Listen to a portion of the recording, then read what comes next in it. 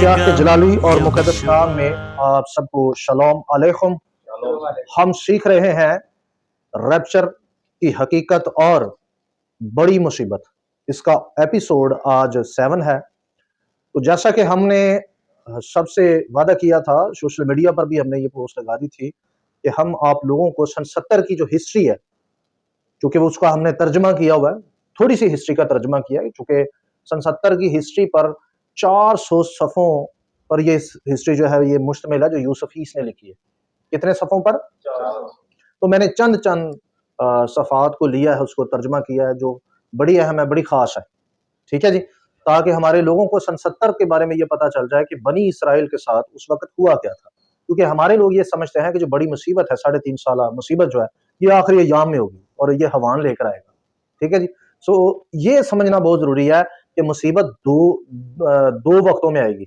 मुसीबत है दो वक्तों में, और मतलब एक मुसीबत नहीं है, एक मुसीबत है, दो मुसीबतें हैं।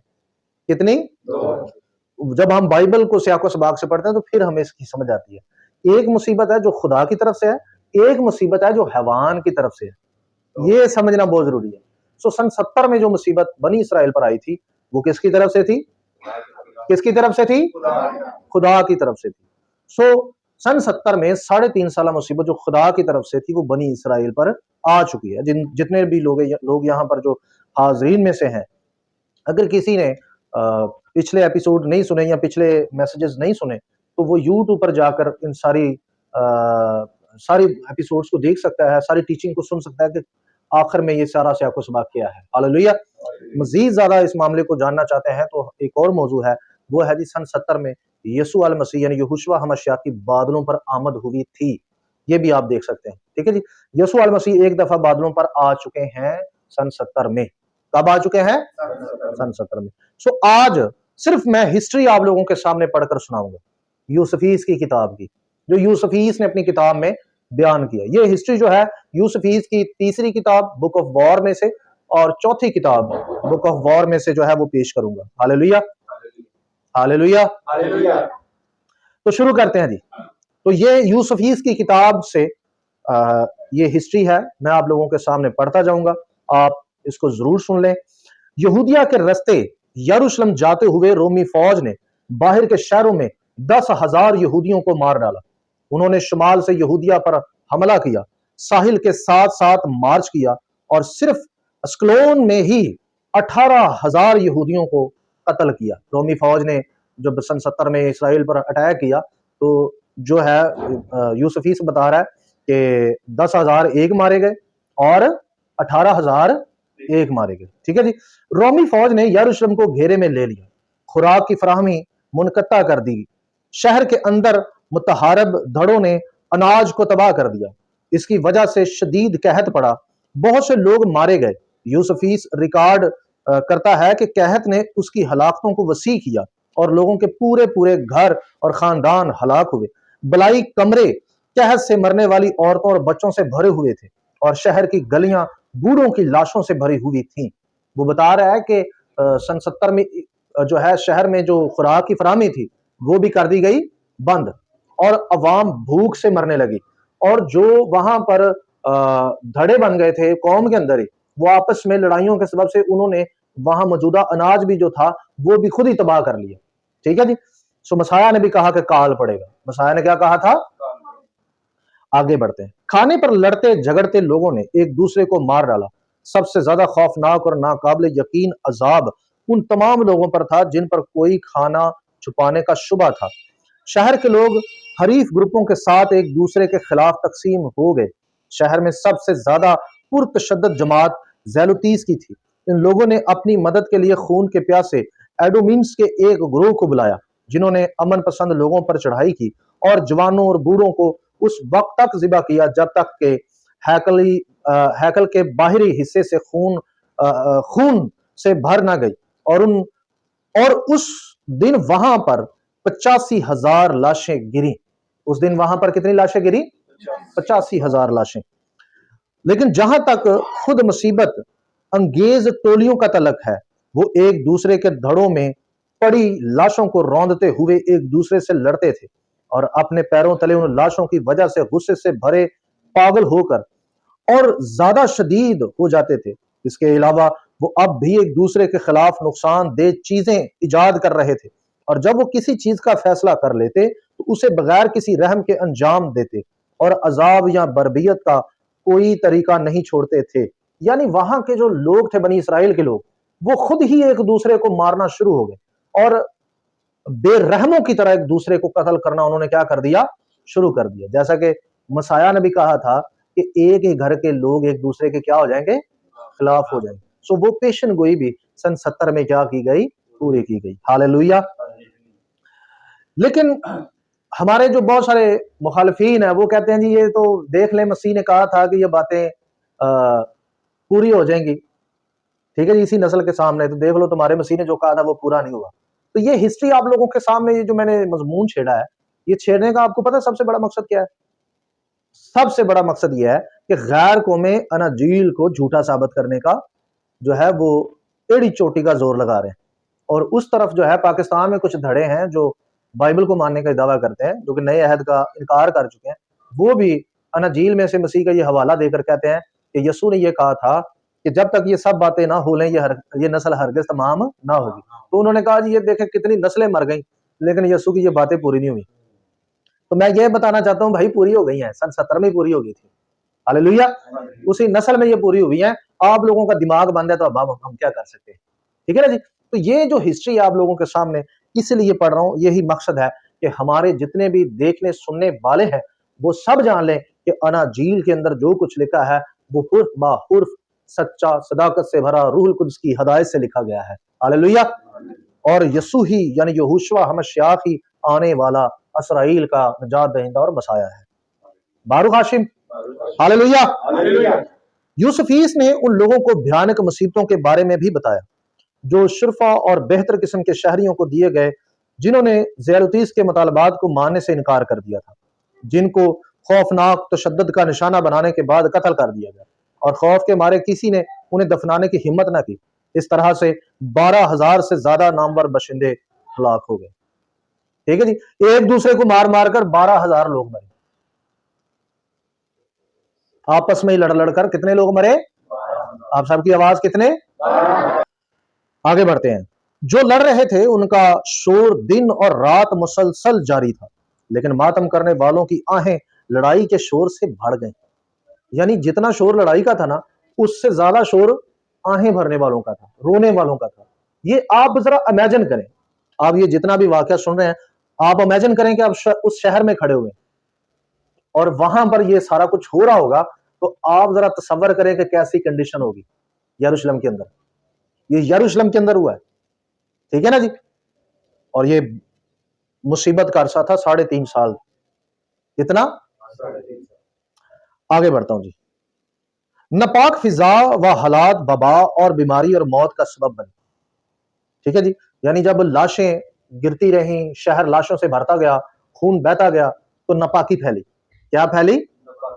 اور ناپاکی جب پھیلی تو اس سے فضا کیا ہو گئی؟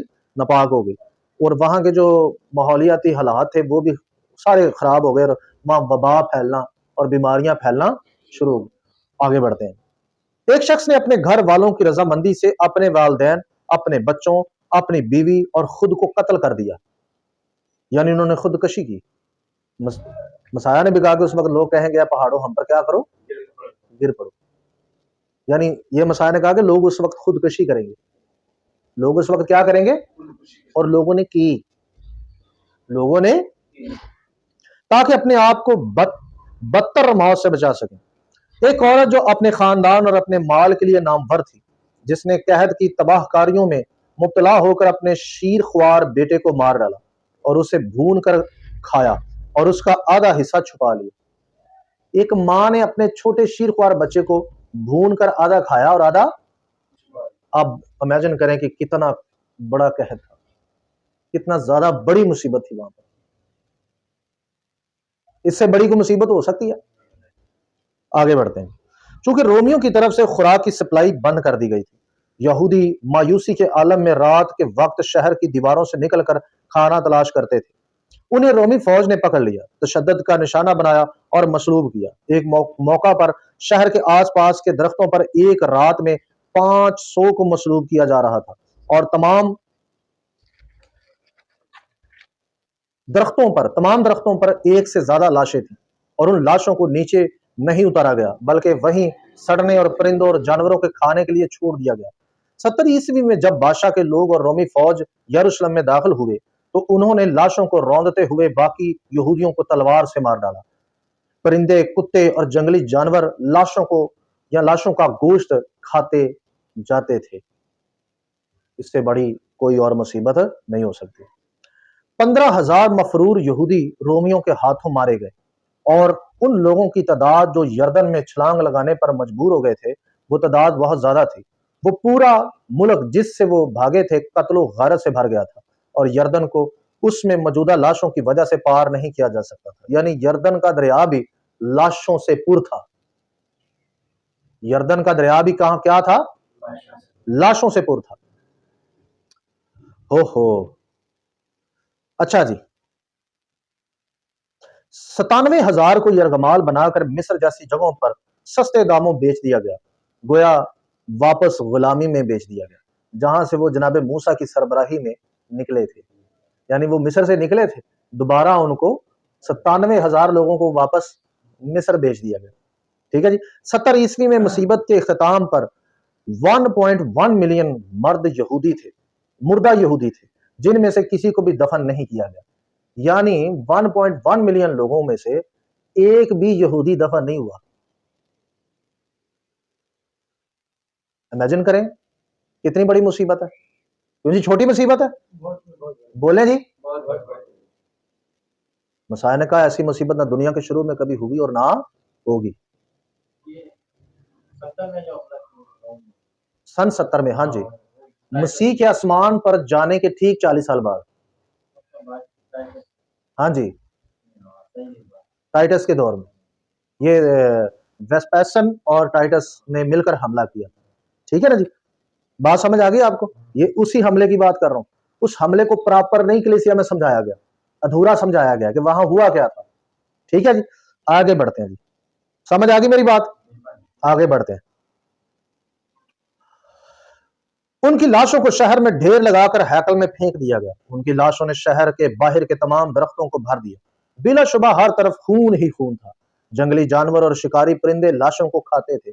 خطرناک منظر اور بدبو شدید تھی۔ ایسا اس سے پہلے یا بعد میں اسرائیل کے ساتھ کبھی نہیں ہوا تھا۔ یہ یوسفیس کے الفاظ ہیں۔ ایسا نہ پہلے کبھی بھی اسرائیل کے ساتھ نہیں ہوا تھا۔ مسیح کے جملے یاد کریں۔ جی، مسیح کے جملے کیا ہیں؟ ایسی مصیبت نہ دنیا کے شروع میں کبھی ہوئی اور نہ کبھی ہوگی۔ ٹھیک ہے جی۔ بڑی مصیبت کے اس دور کے بارے میں یہودی مورخ یوسفیس اپنی تاریخی دستاویز اور وار آف دی جوز کے تعارف میں کہتا ہے، ایسا ہوا تھا کہ ہمارا شہر یروشلم رومی حکومت کے متحد کسی بھی دوسرے شہر کے مقابلے میں اعلیٰ درجے پر پہنچ گیا تھا۔ وہ کہہ رہا بڑی ترقی کر گیا تھا، اور پھر آخر کار ایک بار پھر بدترین آفات کا شکار ہو گیا۔ وہ کہہ رہا ہے کہ اچانک آفتوں کا کیا ہو گیا؟ اس کے مطابق مجھے یہ معلوم ہوتا ہے کہ شہر دنیا کے تمام انسانوں کی مصیبتیں اگر ان کا موازنہ یہودیوں سے کیا جائے تو وہ اتنی قابل غور نہیں جتنی وہ تھی۔ وہ کہہ رہا ہے دنیا کے غار سے ایسی مصیبتیں جو ہیں اگر آپ اس کا جو ہے اس کو کمپیئر کریں تو وہ ان مصیبتوں سے کمپیئر نہیں ہوتی جتنی بھی اسرائیل کو مصیبتیں پاس میں جو ملتی رہی ہیں، لیکن یہ مصیبتیں ان سے زیادہ تھیں، بڑی مصیبت تھی۔ بات سمجھ آئی جی؟ اچھا جی، یہودیوں کے مصائب میں یہ خاصیت تھی کہ وہ زیادہ تر شہر کے اندر متحارب گروہوں کی طرف سے ایک دوسرے پر مسلط ہوئے، جن کے بارے میں یوسفیس ایک اور جگہ کہتا ہے، ان لوگوں کی بدکرداری کی ہر مثال واضح طور پر حد پار کر گئی تھی۔ اس لیے میں یہاں ایک ہی وقت میں مختصراً اپنے ذہن کی بات کروں گا، یہ کہ نہ تو کسی دوسرے شہر نے اس طرح کے مصائب کا سامنا کیا اور نہ ہی کسی زمانے نے دنیا کے آغاز سے لے کر اب تک اس سے زیادہ برائیوں میں پھیلنے والی نسل پیدا کی۔ یوسفیس کی کتاب بک آف وار، ٹھیک ہے جی۔ تو وہ کہتا ہے کہ مطلب وہ جو نسل تھی وہ اس قسم کی نسل اسرائیل میں کبھی پیدا نہیں ہوئی کہ انہوں نے اپنے آپ کو مارنا کیا کر دیا، شروع کر دیا۔ اور آپ متی کی انجیل 24 باب پڑھ کر دیکھ لیں، وہاں واضح لکھا ہے کہ بھائی بھائی کو کیا کرے گا؟ قتل کروائے گا۔ भाई भाई को क्या करेगा? अरे भाई इससे बढ़कर क्या होगा कि माँ अपने बच्चे को पका कर खा रही है जी। मसाया ने इस नस्ल पर आने वाली खून रेजी के बारे में खबरदार किया था। लूका 21 बाब आयत नंबर 24, यहाँ लिखा है, वो तलवार का लुकमा हो जाएंगे और असीर होकर सब कौमों में पहुंचाए जाएंगे जब तक गैर कौमों की मियाद पूरी ना हो। यरूशलेम गैर कौमों से पमाल होता रहेगा। तो आगे बढ़ते हैं, मजीद इस हिस्ट्री को आप लोगों के सामने पेश करते हैं। मैं यहाँ कुछ हवाला जात साथ आपके पढ़ रहा हूँ ताकि आपको जो है इस हिस्ट्री को आप लोग बाइबल के साथ मैच करके पढ़ सकें। ठीक है जी। अच्छा जी, उसने शरीर अंगूरों की तमसील को पूरा किया जब शरीर ठेकेदारों ने अंगूर के बाग के मालिक के बेटे को मार डाला। लूका 20 बाब की आयत नंबर 14 में लिखा है, जब बागबानों ने उसे देखा तो आपस में सलाह करके कहा, यही वारिस है, इसे कत्ल करें कि मिरास हमारी हो जाए। बस उसको पाकिस्तान से बाहर निकाल कर कत्ल कर दिया। अब पाकिस्तान का मालिक उनके साथ क्या करेगा? वो आकर उन बागबानों को हलाक करेगा और पाकिस्तान औरों को दे देगा। उन्होंने ये सुनकर कहा, खुदा ना करे। ठीक है जी, ये तमसील भी जो है वहां पूरी हुई। इससे फकी और फरीसियों के लिए मसाया के अफसोसनाक अल्फाज पर अल्फाज जो है वो पूरे हुए। ठीक है जी। मत्ती की अंजील 23 बाब आयत नंबर 34 में लिखा है, इसलिए देखो मैं नबियों और दनाओं और फकियों को तुम्हारे पास भेजता हूँ, उनमें से तुम बाज को कत्ल और मसलूब करोगे और बाज को अपने इबादत खानों में कोड़े मारोगे और शहर ब शहर सताते फिरोगे, ताकि सब रास्तबाजों का खून जो जमीन पर बहाया गया तुम पर आए। रास्तबाज हाबल के खून से लेकर बरकिया के बेटे जकरिया के खून तक, जिसे तुमने मुकद्दस और कुर्बानगाह के दरमियान कत्ल किया।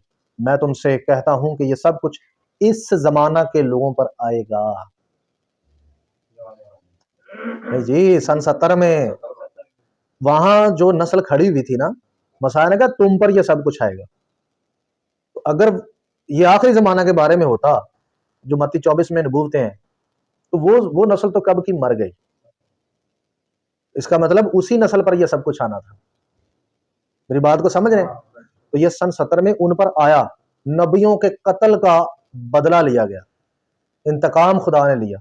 इसलिए मैं ये कहता हूं कि ये मुसीबत खुदा की तरफ से थी, हैवान की तरफ से नहीं। ये मुसीबत किसकी तरफ से थी? खुदा की तरफ से। यहां हैवान की तरफ से मुसीबत नहीं आई। आगे बढ़ते हैं। याद करें कि यहूदी रहनुमाओं ने क्या कहा जब उन्होंने मसीह को मसलूब करने के लिए हवाले किया। तो मत्ती 27 बाब आयत नंबर 25 में लिखा है, सब लोगों ने जवाब में कहा, इसका खून हमारे और हमारी औलाद की गर्दन पर। ठीक है ना जी।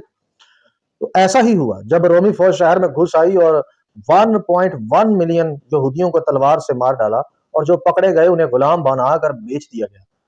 टाइटस हैकल को बचाना चाहता था, लेकिन रोमी सिपाही शरीर और यहूदियों पर इस कदर मुश्तिल हुए कि उन्होंने उसकी ईंट से ईंट बजा दी ताकि सारा सोना अपने कब्जे में ले सके।